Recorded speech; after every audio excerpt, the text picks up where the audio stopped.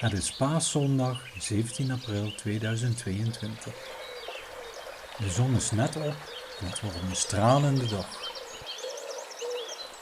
De schapen liggen gemoedelijk in de wei.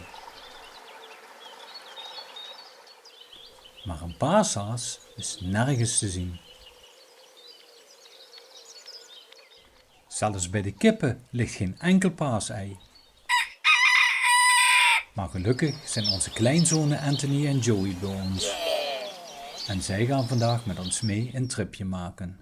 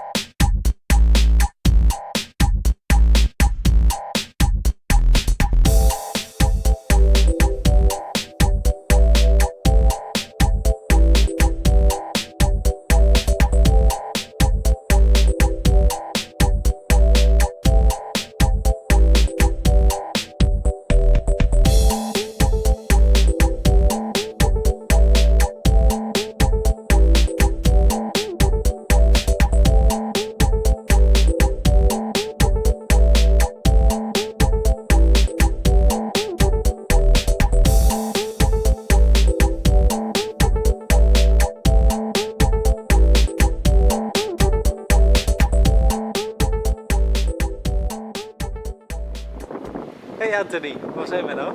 La Gileppe. De Gileppe-stuwdam, in het Frans. Barrage de la Gileppe is een stuwdam in de Belgische provincie Luik, in de gemeente Jouai en Balen en ligt aan het meer van Gileppe in de Hoge Venen. De oorspronkelijke muur van de oudste betonnen stuwdammuur van Europa. Het complex werd op 28 juli 1878 door de koning Leopolde II officieel geopend. De wateropnamecapaciteit van het stuwmeer bedroeg toen 13 miljoen kubieke meter met een oppervlakte van 86 hectare. Het oorspronkelijke doel van de stuwdam was het voorzien in bruikbaar water voor de textielindustrie in de omgeving van Verviers. In de periode 1968 tot 1971 werd de dam met een meer dan 10 meter verhoogd. Sindsdien bedraagt de capaciteit van het meer 26,5 miljoen kubieke meter bij een oppervlakte van 130 hectare. Samen met de Vesterstuwdam te Eupen voorziet het meer tegenwoordig in drinkwater. Er werd een hydro-elektrische centrale geïnstalleerd die de energie gebruikt van het waterverval van 42,9 meter en een debiet van gemiddeld 76.300 kubieke meter per dag. 2 Francis-turbines drijven elk een generator van 320 kW aan. De centrale levert een jaarlijkse productie van elektriciteit van 3,3 miljoen kWh. Het belangrijkste kenmerk van de dam is 13,5 meter hoge en 130 ton zware leeuw uit zaansteen, een beeldhouwwerk van Felix Bourré. De leeuw staat boven de dammuur en werd zo neergezet zodat hij trots uitkijkt in de richting van de slechts 5 kilometer verwijderde grens met de toenmalige Pruisen, tegenwoordig Eupen.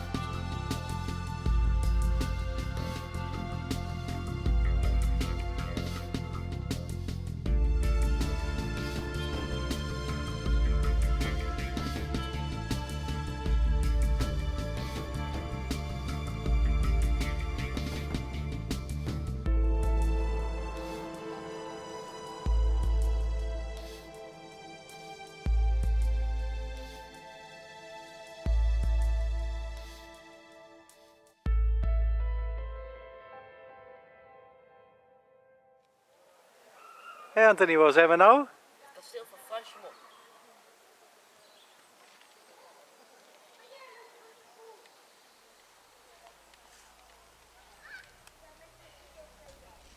Het kasteel van Franchemont is een ruïne van een burcht, die in de 11e eeuw gebouwd werd op een rots in de Belgische Ardennen die de vallei van Hoenië beheerst. Het ligt in de gemeente Teux, in de provincie Luik. De hoogteburcht werd gebouwd nadat de bisschop van Luik de wereldlijke macht kreeg in een deel van zijn bisdom. Hij moest Luik langs de oostzijde beschermen. Aanvankelijk was het niet meer dan een kazerne. De grootste uitbouw gebeurde in de 16e eeuw, onder prins-bisschop Everhard van der Mark. Kort nadien was de artillerie zodanig verbeterd dat het kasteel kon beschoten worden uit de omliggende heuvels. Hierdoor verloor het zijn militaire rol. Het kasteel was ook de zetel van het markgraafschap van Franchemont.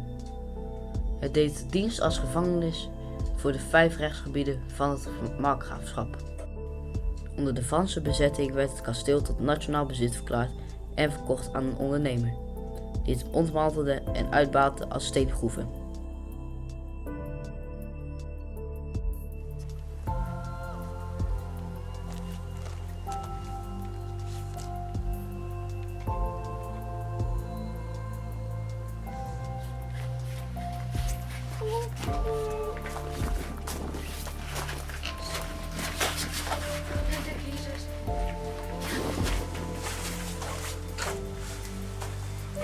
Kom je dat niet verder? Nee, dat is het einde. Nee, kijk, hier kunnen ze gewoon ontsnappen. Dit krijgen. Oh, dat is een kijkkaart. Ja.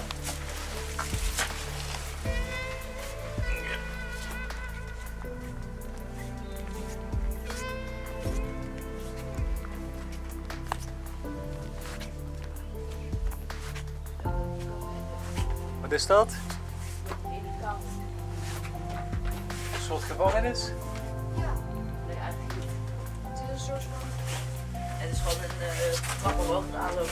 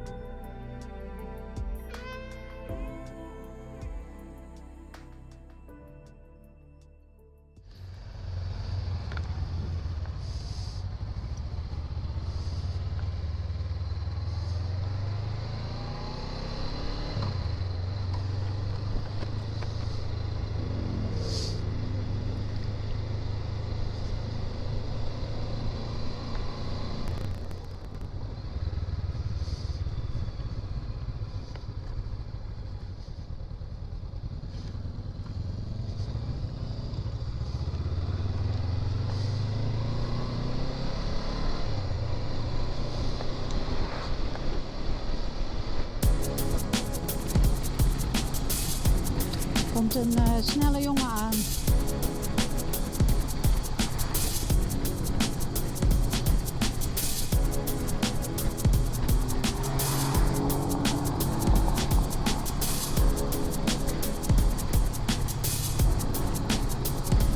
Hij heeft haast.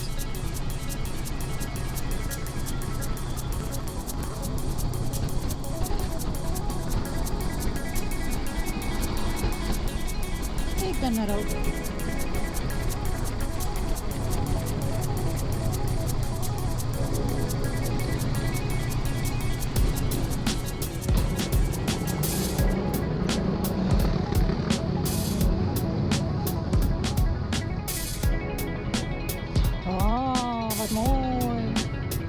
zitten nu in de stad Spa.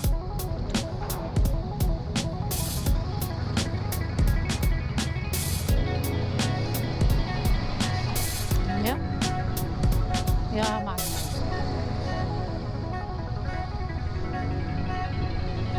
Mooie gebouwen hier. Moet je dan maar eens een keertje rustig op ons gemak.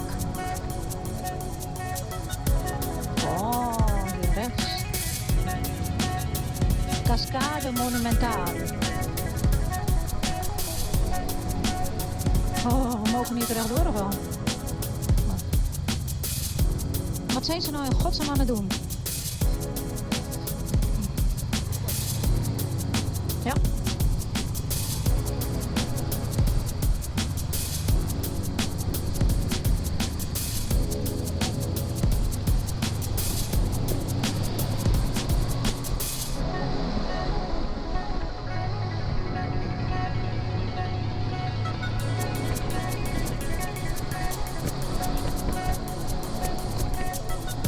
Yep. Heel goed op.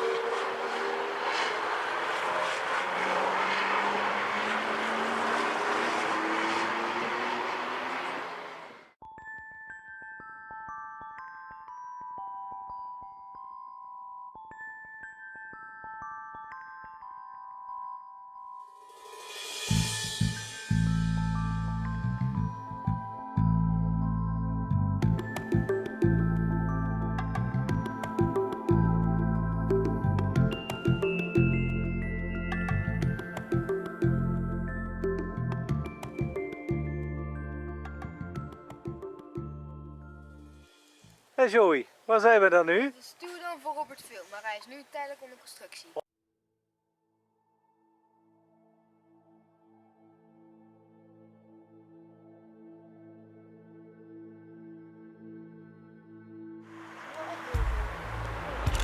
Nou hè.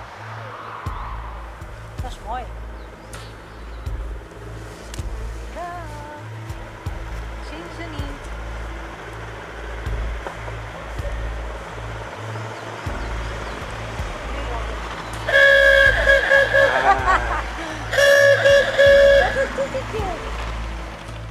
Het meer van Robertville is een Belgisch stuwmeer op de rivier de Warsche.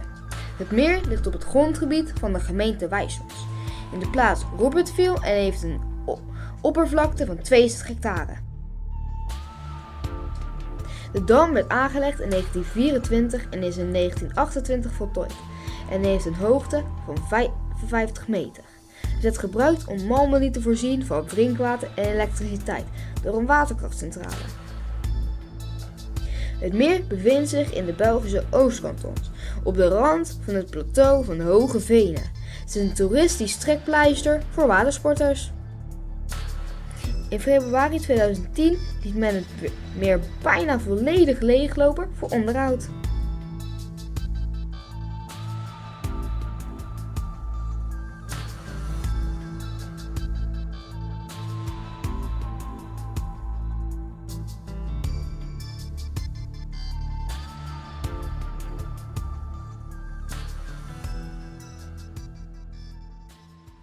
bijna bij Reinhardstein. Daar, Wat is dat? een kasteel. Oh.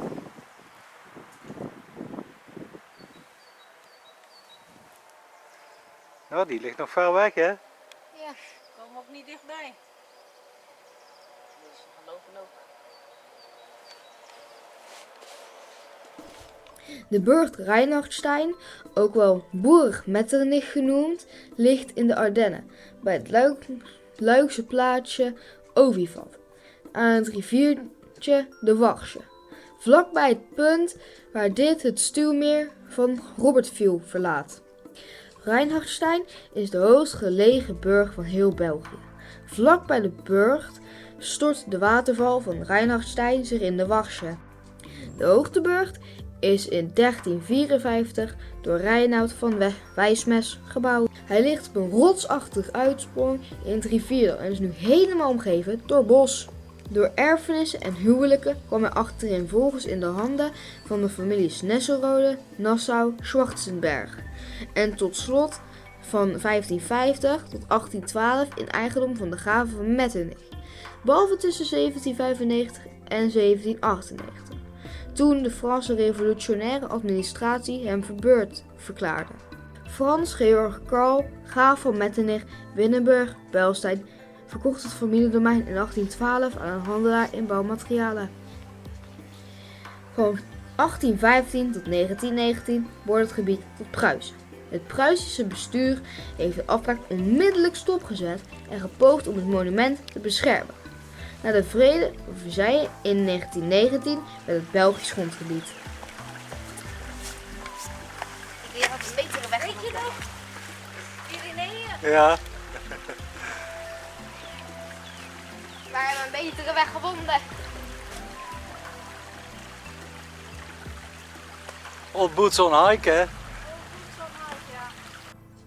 Op 1969 werd de burcht grondig opgeknapt door de nieuwe eigenaar, professor Jean Overloog. Na de reconstructie bleef hij er wonen tot zijn dood in 1994. Zijn vrouw en dochter, die het kasteel na zijn dood erfden, hebben het aan een non-profit organisatie geschonken.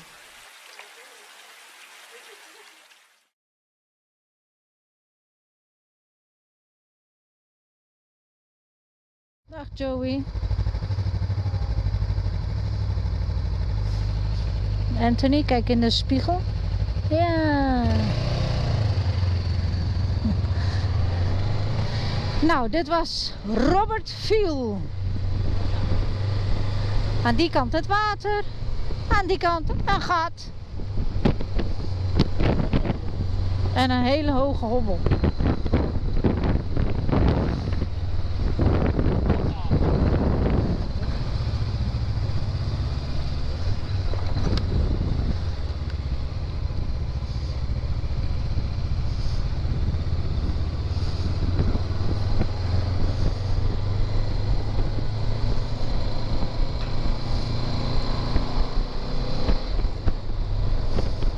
Oh, dit is lekker. Lekker koel. Mooi water.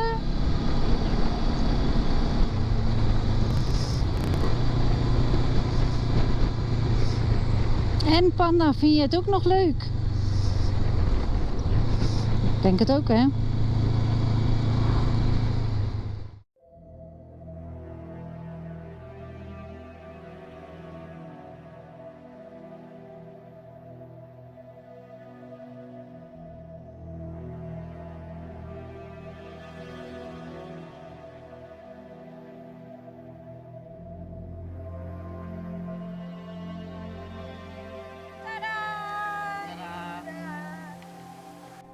Het denkmonument is een oorlogsmonument in Elsenborn, in de Belgische gemeente Buttgenbach. Dit monument staat ten westen van Kamp Elsenborn, op de rotonde waar de N669 uitkomt op de N647. Het monument is eigenlijk geen tank, maar een Panzerhaubitser M108. Het monument herdenkt de slag om de Elsenborn, onderdeel van de slag om de Ardennen. Daarbij sloot het 5e korps van de 1st US Army de Duitse troepen af.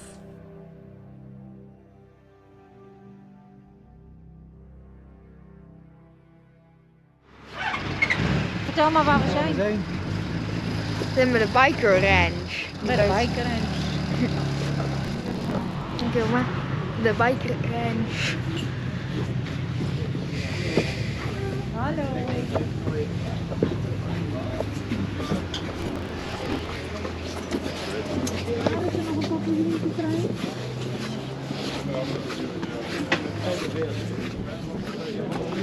Hè? Kijk hier. Hou hem goed vast. Ja. Hier? Ja. Oh. Eindelijk zitten.